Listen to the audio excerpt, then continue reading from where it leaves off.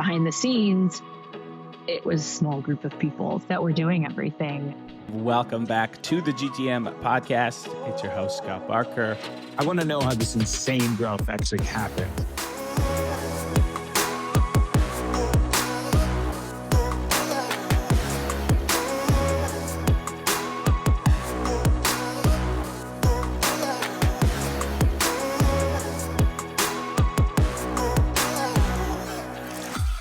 Hello and welcome back to the GTM podcast.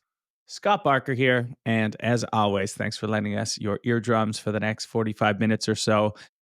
Do our best to speak through stories and real world examples of just some of the best founders, operators, and VCs in the game that are building companies, investing in companies, and try and tease out some actionable takeaways that you can use to help scale your business.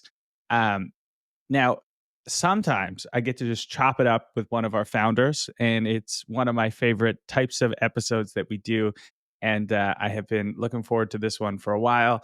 I'm joined by Alexa Grabell. Alexa, welcome. Thank you so much, Scott. I'm a fan of this podcast and all of you, so I'm so excited to be here. Well, thank you. It's been amazing to work with the Pocus team over the years, and incredible to see just all the success you've had. And yeah, just really quickly for those listeners, joining us. So Alexa is the co-founder and CEO of Pocus. If you're not familiar with Pocus yet, what are you thinking? What are you doing? Go check them out. But Pocus is basically mission control for your pipeline.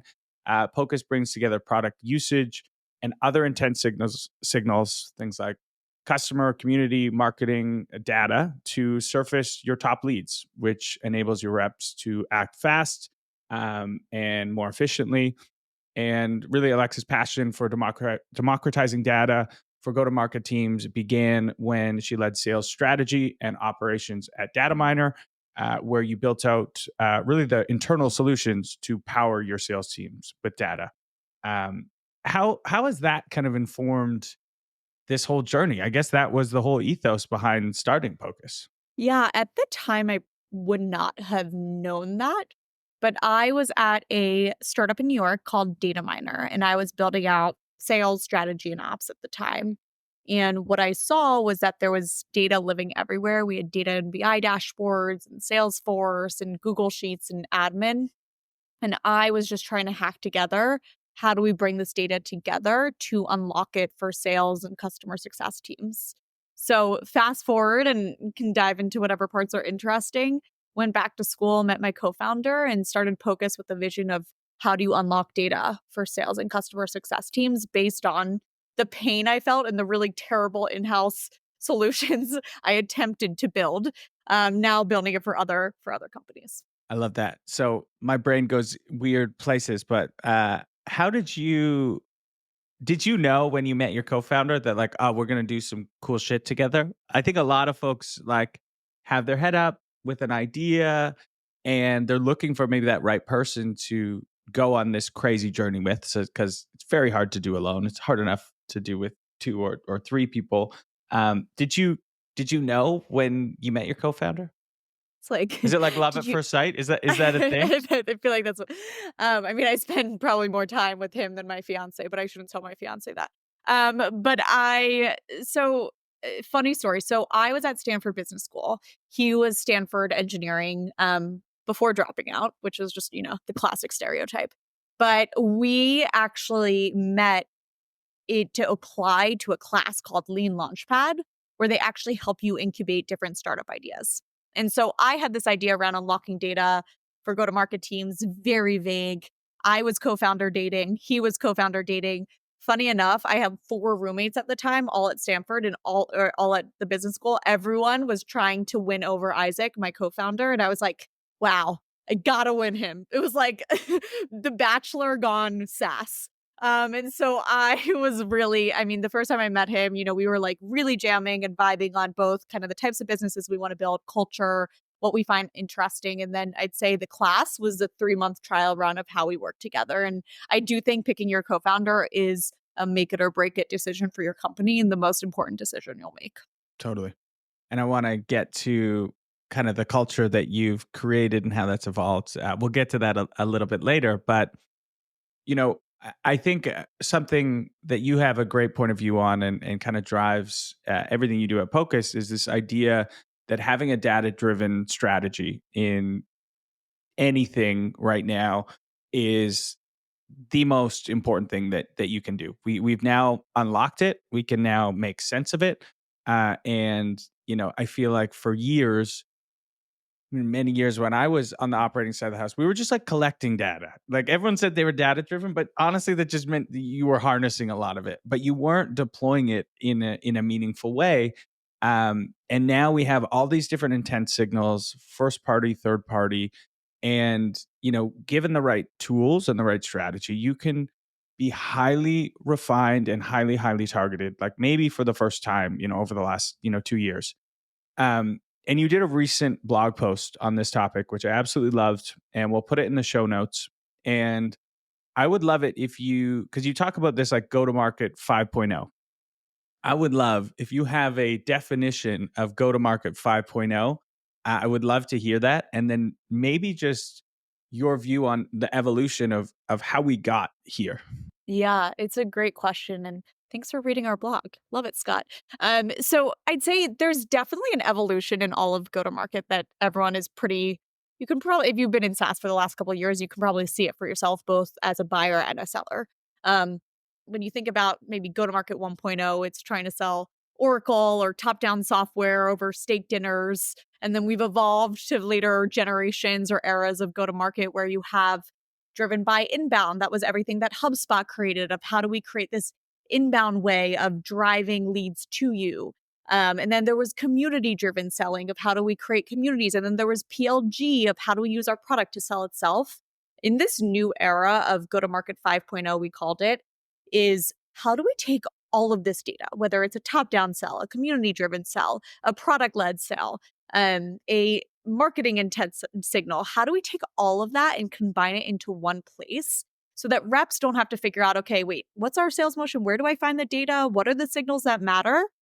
It's bringing it all together and having this very data-driven sales motion or a signal-based sales motion of, okay, we know what is happening at all our prospective accounts, all those users, the contacts. I want to know who's engaging with our product, who's engaging with marketing, what they're doing on the interweb so that I can figure out who I should be reaching out to, when, and how. So I think that, I mean, I can go on this for hours, but I think there's a lot that has happened recently of access to data and AI and ChatGPT that has just made selling so spammy and terrible. I feel like I get like 5 missed calls a day from people trying to sell me products that are completely irrelevant to me. And so we need to be more data driven and signal based in how we go to market. And that's really what it comes down to with go to market 5.0. Yeah, I love this new term. And can Pocus and yourself take credit for signal based sales? Is that a Alexa trademark? So we're workshopping it. Do you like it, Scott? Should we try to? I like should it. we trademark? I like it. Let's get some feedback going on this episode. If we like signal based sales, I don't know, write it on LinkedIn. But no, I personally like it. I think like we're all trying to find, sometimes what feels like a needle in a haystack. You have your target accounts. Even if you're an enterprise rep with 20, and you need to find what 3 are the highest propensity to buy, or you're an SMB rep and you have 2,000, you still have this monumentous task of like, where do I spend my time? And I think that has always been the hardest part of sales. And I think one of the things for me that exemplifies this the most is when you have focus, like you become a superhero. Like I remember, like you just look at end of quarter, right? Whether you're like a BDR or you're an account executive, you're so maniacally focused on these few accounts and trying to get them over the line, and you get them over the line because you have focus. And imagine if through the entire life cycle of the quarter, not just end of quarter, you had that same level of focus and know where to put your time. Is like, that's the unlock, that I think we've been looking for a while. Yeah, and it's hard to have focus in a world where you have data from your CRM around a customer, and you have product usage data somewhere else, and you see attendees to an event somewhere else, and then you see your 6sense intent data somewhere else. And it's just like, okay, where do I focus and what do I make of this? And so really trying to drive, I like that, the focus of here's a signal, here's a holistic view of an account and a user, and here's your next best action. This is what you need to do with that. And that is, in our world, what we think the future of selling and go-to-market looks like. You're not just cold outbounding the universe anymore. You're being very focused, very data-driven, very personalized, very intentional about who you reach out to when and with what messaging. Yeah. Couldn't agree more. So, was something that I thought you did a great job too, referencing the blog again, was this idea of the modern go-to-market jobs to be done. Like, what do we all need to get done, and what is driving that? What is the kind of the goal behind it? I would love it if you could kind of walk through some of those. Yeah. So there's a lot of kind of point solution tools out there to accomplish different jobs. So you think about wanting to reach out to folks that have engaged with your marketing website. And so you want to ping them, hey, any questions? How can I help? Like, I saw you were checking out our pricing page. Is there a way that I can help you figure out if this is the right solution for you? There's another job to be done of looking at job switchers or people who have previously been a champion of your product and now in the future joined another company and might need to be solving the same pain point they previously solved. So you want to reach out to them and say, hey, saw you switched to new switch roles and you might need this solution to help you do exactly what you did historically. And so for us, there's a lot of different jobs to be done or point solutions or products to help that. To us, that's all different signals. So that's all different ways that we can say, here's a good signal that tells a seller, this is a good time to reach out. And I don't know if I talked about this, but something I think about a lot, I've talked about it somewhere, I forget if it's in that exact blog post, is being more consultative and helpful versus aggressively selling. It's, hey, I saw you're on our marketing website. I'm not going to shove this product down your throat, but can I help you with this purchasing decision? Or, hey, I saw you switch jobs. I want to make you the superhero of your new company. Can I help you get there? And so there's lots of, it just feels less spammy when it's targeted and kind of very intentional. Totally. It's almost like, if you're taking Pocus, for example, and you see that someone, maybe came to a webinar or listened to this podcast or something, it's like reaching out and being like, hey, do you want to talk through signal-based sales on like how we view the future of go-to-market working, and would love your input, because we don't know. We don't have a crystal ball, even though it is kind of our logo. But, we're doing our best, would love your feedback. And then like maybe we can, um, see if we can help you get to your goals. So huge fan of that. And that's what I think automating a lot of this stuff does, is it gives sellers back more time to be consultative and like have an opinion, more time researching, becoming experts. If you're not spending as much time prospecting or on the wrong accounts, you can spend more time, leveling up your game, becoming an expert in your field, which is great for the entire industry. Question for you: signal-based sales. We're going with it. We're locking it in. Who is doing this well in your eyes? Can you give examples of companies that you've seen, that you've worked with, that seem to really just be getting it? A lot of our customers a lot of what we've built, or kind of the frameworks we're using have been inspired by our customers and our broader community of just watching what they do with go-to-market and what works.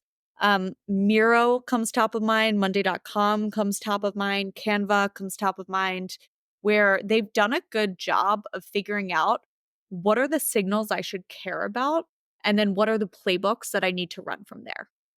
So Miro, for example, figuring out, okay, it works really well when we think about job switchers, or when we see someone on our marketing website, or when we see that there's a user really active in the product, or we see where there's disparate users using Miro across various different organizations. So I think a lot of these PLG companies that happen to be our customers as well have figured this out because they had to be data-driven to begin with. I do think, we were talking about this before the podcast officially started, I do think we're in an early era of this world, and it's kind of the early adopters that are good at it. It makes sense that it's PLG businesses because they have to be data driven anyway. But I do see this as the entire universe of selling will have to adopt this approach in order to be successful in their go to market. And part of that, and we can talk about this, but it's a lot of just given all this access to new technology and ChatGPT is just how could you not be personalized? Like, and how could you still be wasting your time doing manual work that could be automated? And so early adopters, a lot in the PLG space, but seeing more and more folks. And I bet you 5 years from now, if we have this conversation, it'll look really, really different. Totally. And I mean, it's interesting. People have been talking about this idea of like personalization versus relevance for a long time, and we kind of saw it play out as soon as AI came on the scene. Everyone was like, the immediate use case was like, "Oh, we're just going to personalize everything more, and it's gonna allow us to personalize more things and send out more emails." But we didn't really get to the relevance piece. Like, are we targeting the right people? Right. And it feels like the natural progression of AI and our evolution will get more to that relevance piece, which is way more important. I genuinely do not care if it is basically an unpersonalized email, if it's super relevant. If you somehow know, like we just went through a CRM evaluation, if you somehow knew that and you knew some of the things that a VC fund might look for in a CRM, and I don't care if it looked like a template. It doesn't matter if it's relevant. I'm like, yeah, cool. I'll jump on a call. This is important for me right now. You know? Totally. I agree with that. And that's why I think AI is a little bit of a blessing and a curse. The blessing is that there should be signals that we can be scraping to let you know, or let those, CRM for VC vendors know that you are looking for this right now. But the curse is that I now have flooded with emails that are clearly written by AI versus a human. And it just makes everything spammier and just harder to digest any email. And it makes me less, you know, willing to read any email. So I think there's a lot of refinement. It feels like every single startup in the world created like a AI driven email writer once like ChatGPT launched. And to me that's kind of like a feature that, yeah, it's cool, but alone without knowing the personalization and the relevancy and the timing, it's just not that impactful. It's, if anything, it just makes everything spammier. Yeah, agree. And you play that out, it'll just be you'll send a AI personalized email to like my AI personalized assistant that will respond back to you and be like, no, thank Full you. Like, conversation. yeah, just a full thing. That's awesome. Well, definitely want everyone to go check out this blog post. It's genuinely a really great read, and also breaks down kind of the tech stack of the future. But we do love hearing stories, and I think there's not a lot of places where people kind of share the good, bad, and the ugly of the founder journey, operator journey. So would love it if you could just share one of the more impactful stories that you've gone through throughout your career. Yeah, there's so many different directions I could take this and impactful in various different ways, but kind of knowing I know your audience is mostly go to market and startup folks, I'll tailor it into kind of, I'd say, a lot of impactful stories over the last 2-3 years at Pocus. Um, I would say I made a lot of mistakes, but also have made a couple smart bets. And it all came down to the difference of when I listened to kind of my gut and my team versus when I listened too heavily to others, and whether that was on LinkedIn or investors or experts. So I'll tell kind of two impactful stories that you'll see how they kind of relate. I'll tell one story where I listened to other people and made a very bad mistake. And then I'll tell a story when I didn't listen to anyone and I placed a good bet, because I think that really is what I learned, of just like to trust my gut. Does that work for you, Scott? I love it. I love it. That's perfect. Cool. So the story of where I kind of listen to others and best practices is when you're a startup, you get to product market fit. We had that. You can feel the pull. We were closing 200K plus deals in year one of Pocus with public companies. Like, you could feel the pull, and we had pipeline. So I got the advice, hire a team of AEs, like scale, like you have product market fit, go scale. And you're assuming at that stage that one AE input equals a certain amount of revenue output, which is just not the case when going from founder-led sales to sales. And so I took all the advice from investors, from blog posts, from experts that, you have a financial model. This is the goal you have to hit end of next year, which is driven by kind of what investors want to see. Therefore, divide that by 1 million per AE or whatever it is. And that's how many AEs you have to hire. And back into ramp time. All of that math, like I wish I threw out the window, because what I just did is I overhired in the sense of one AE could have ended up being way more productive than 5 other AEs. Just because there's a step between founder-led sales and scaling go-to-market where you need to build the playbook. You need to iterate. You need to kind of figure out what works, what doesn't work, what works for founder that doesn't work for a seller.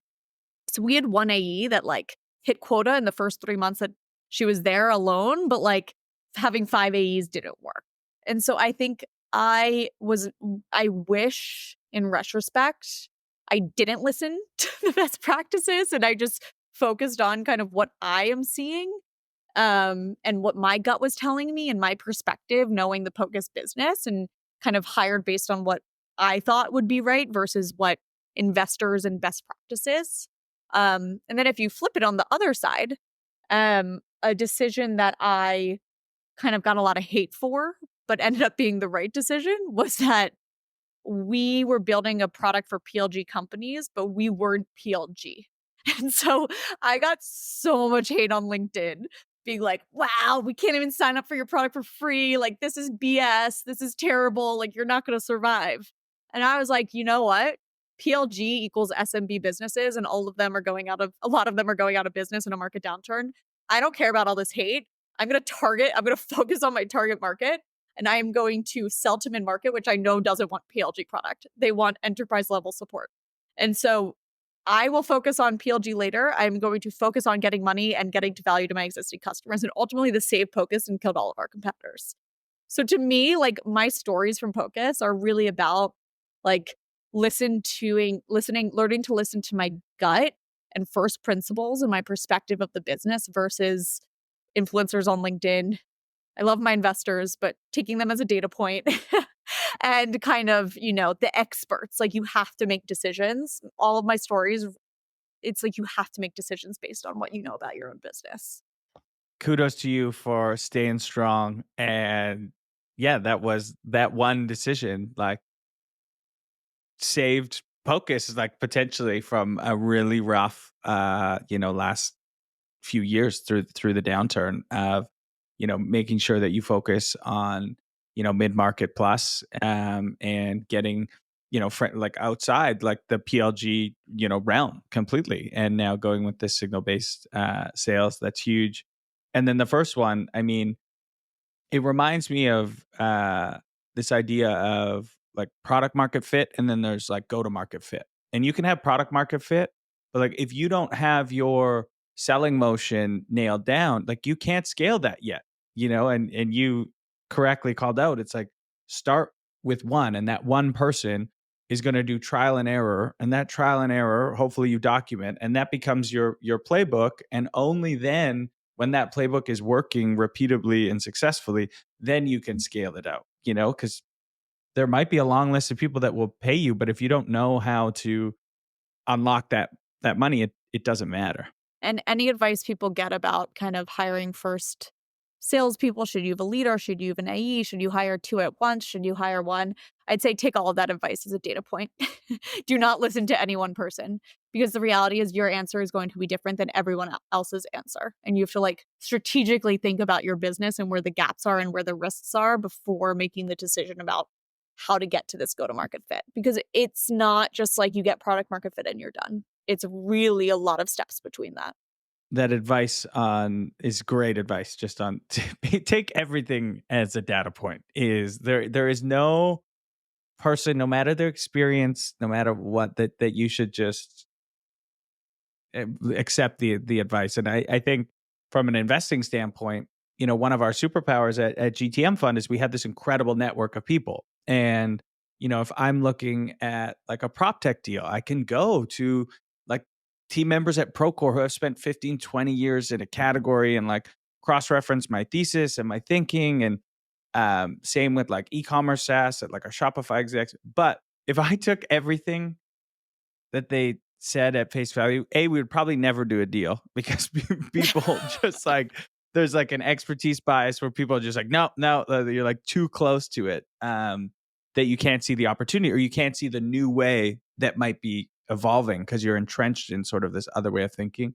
So it's been a big learning for me as well as just like even incredible experts. It's like so invaluable to have them in your corner and around the table.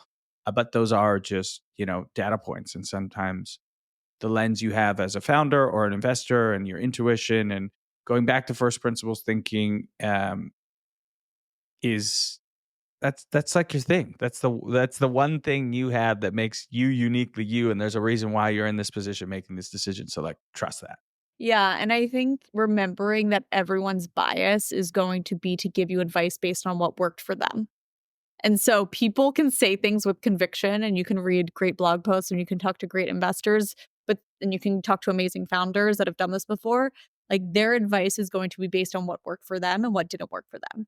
That is not the same for your story and your experience. And I've really leaned into kind of Pocus's leadership team. So my co-founder and a couple other key people that have been on this journey, that's the advice I listen to because they have the full picture, the full story. They can think with first principles. They've seen all of the data points versus the one data point from various different people. So I think that's been the most kind of impactful lesson that I've learned in starting Pocus. Huge lessons to learn, and you're so early in the journey, so it's amazing to learn those early on. So I want to circle back around to culture. So you dropped that when you were meeting your co-founder. You talked a little bit about like the culture you wanted to create, and this is something.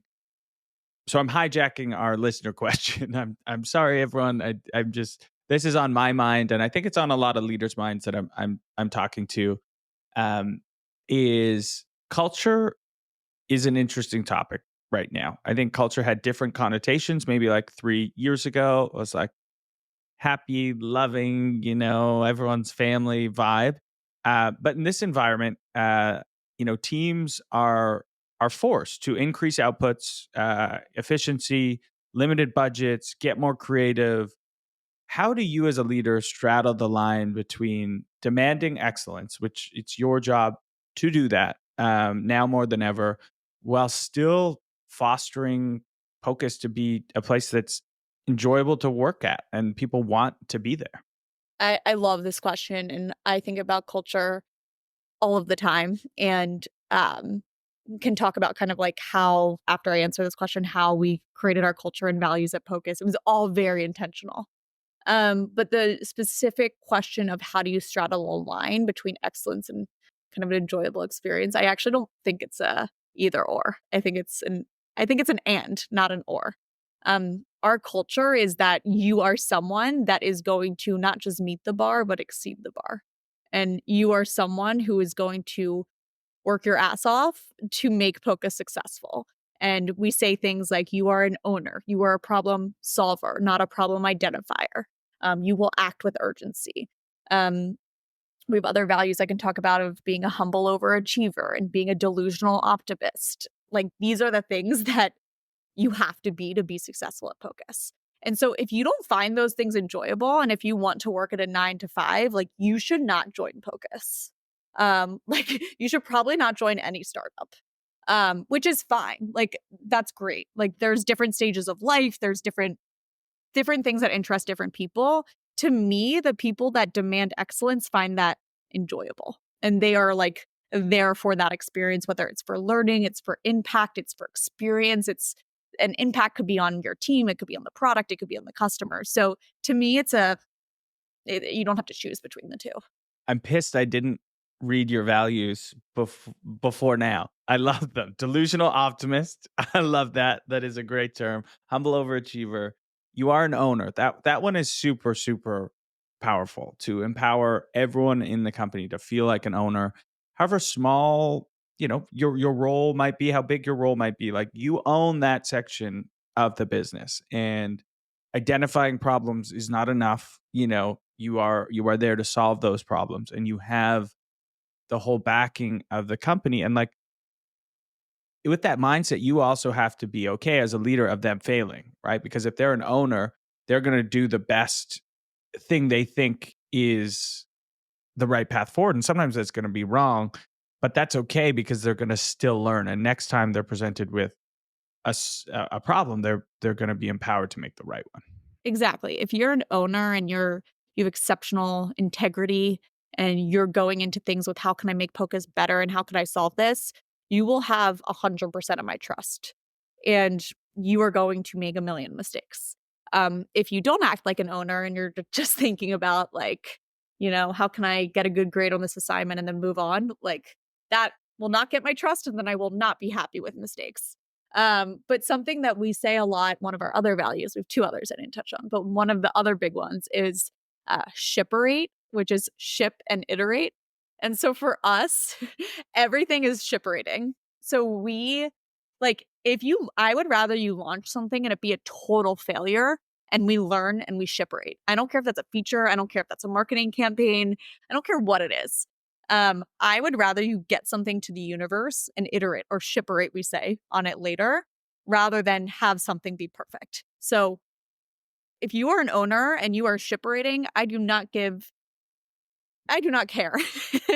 if you are making mistakes.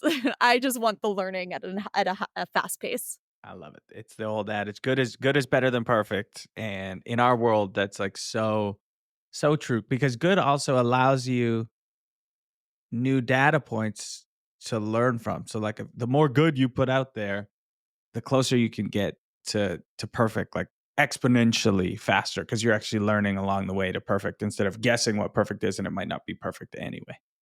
Yeah. And I try to push that on the leaders at Pocus of, is this decision reversible or irreversible? If it's a reversible decision, which like 95% of things are, just shipperate it. I don't care. Like just put it out into the universe, go, and then tell me how it goes. Irreversible things are like hiring and firing and launching a brand new product and a brand, like things that require thinking. But most decisions are reversible. It's a really good mental model when you're moving fast, is just quick gut check. Is like, is this a reversible or irreversible decision? And then I'll allot time accordingly and bring in the people that need it. Okay, let's go to the how, because that's all amazing. In theory, how were you able to infuse that into Pocus? So the shipperating are all of our culture. Just the culture in general, I think. So culture in general, I'll say it really started from first Isaac, my co-founder, and I, and then the early team, and then people, and then it's kind of hiring people that fit that mold. And so going all the way back, part of the reasons that Isaac and I wanted to work with each other is we both hate egos, which is where humble overachiever came from. So I want people who are like top 1% of their specialty, but zero ego. We talked about delusionally optimistic. Like the two of us were like, we're going to build a multi-generational business. Like, why? I don't know. We're going to figure it out, and we will. And things like that. And shipperate, like we always were moving quickly and iterating. So that started with the two of us wanting to work together. When we had our first 10 employees, we went to an offsite and we did an exercise where we said, all right, everyone's name is on a board. I want everyone to write sticky notes on why you enjoy working with this person and why they're valuable to Pocus. Then we synthesized all of those, and that's where our values came out of.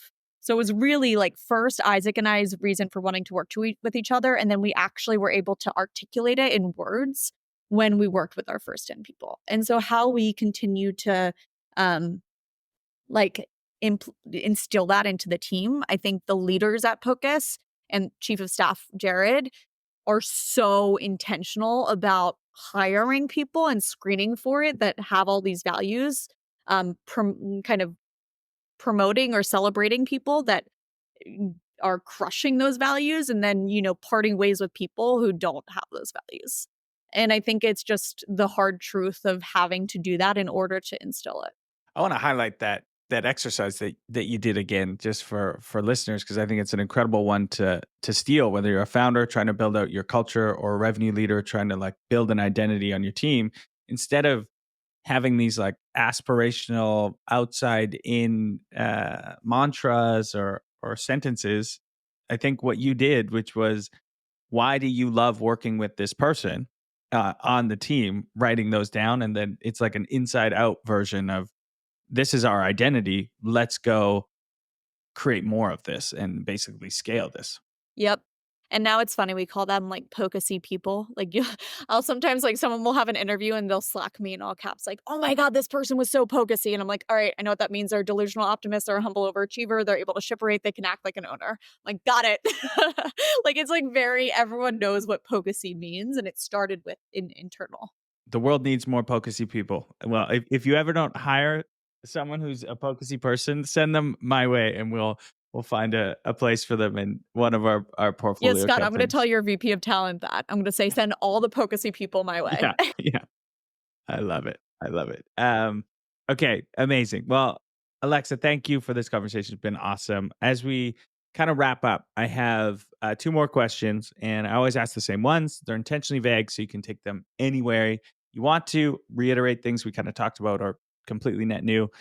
First question is, what is one widely held belief that revenue leaders or founders believe to be true that you think is bullshit or just irrelevant, no longer serving us? So this goes into a little bit of what I mentioned in my story, but more broadly of what I'm seeing with us and our customers. I think the predictable revenue engine is dead.